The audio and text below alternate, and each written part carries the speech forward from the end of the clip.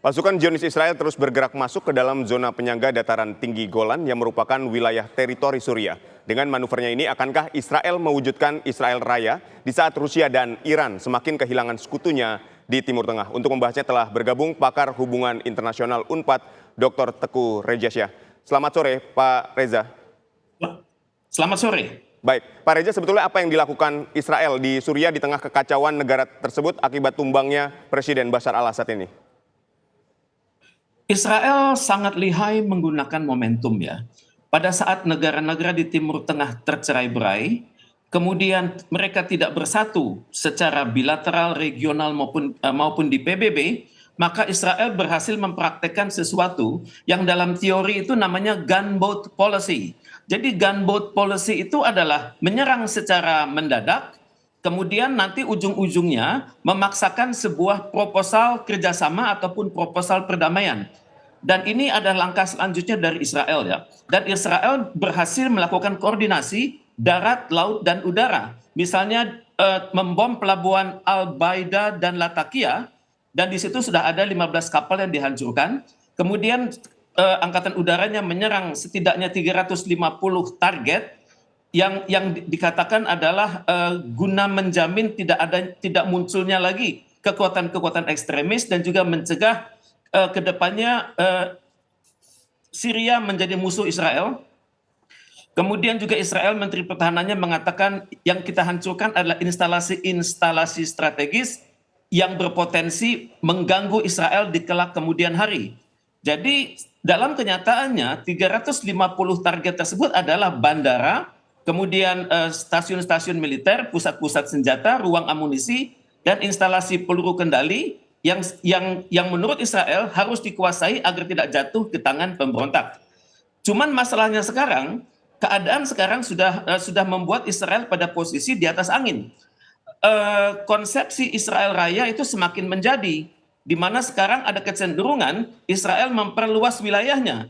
Utara selatan yang dari batas-batas utara dan selatan Israel yang sekarang asalnya adalah 424 km itu akan diperluas. Kemudian perbatasan timur dan barat yang asalnya 114 km juga akan diperluas. Kemudian perbatasan barat dan timur yang 15 km itu akan diperluas. Kemudian hal ini terlihat dari kemampuan Israel melakukan pemboman atas wilayah-wilayah seperti Aleppo yang semakin mendekat ke Turki. Jadi ini membenarkan teori bahwa Israel Raya itu berpotensi terbentuk karena setelah ini sasaran selanjutnya adalah Yordania, Lebanon, Turki, dan Irak. Cuman ini secara bertahap, yang paling lemah adalah Lebanon, kemudian Syria.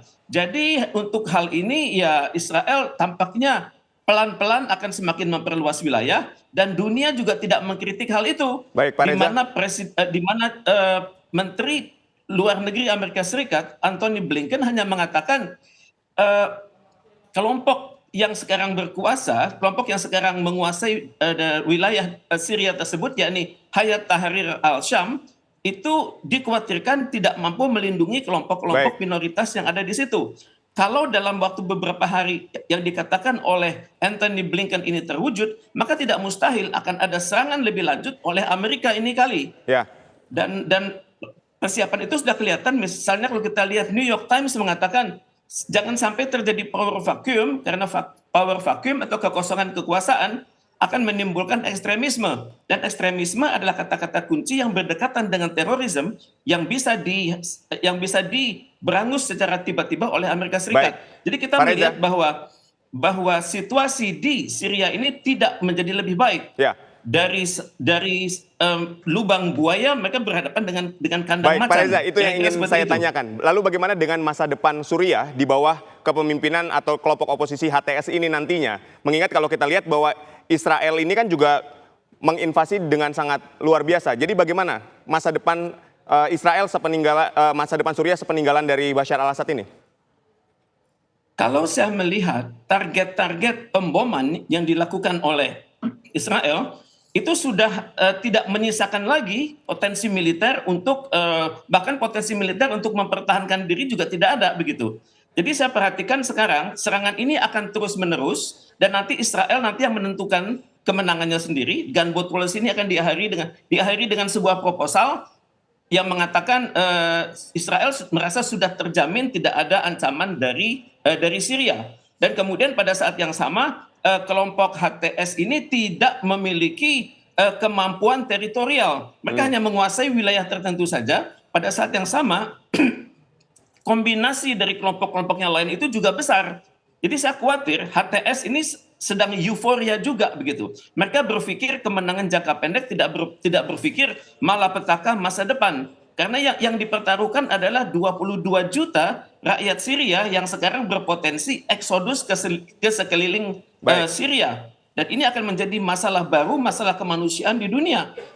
Saat ini masalah di Lebanon belum selesai, masalah di Gaza belum selesai, sekarang bertambah lagi masalah di Syria. Dan hal ini bisa memporak-porandakan pembangunan di wilayah Timur Tengah tersebut. Dan nanti akhirnya Israel dan Amerika Serikat yang akan datang sebagai penyelamat. Ya, di mana saat Pak Reza, ini dengan Israel Suriah sedang yang kapan dilatih hari ini di bawah kendali oleh Israel, dipimpin oleh Donald Trump. Baik, Pak Reza, dengan Suriah yang hari ini di bawah kendali Israel, ini bagaimana dengan Rusia dan Iran yang hari ini semakin kehilangan kekuatannya di Timur Tengah? Anda melihatnya seperti apa? Dan Israel dan Amerika semakin enak nih melanggengkan agendanya di Suriah atau di Timur Tengah ini.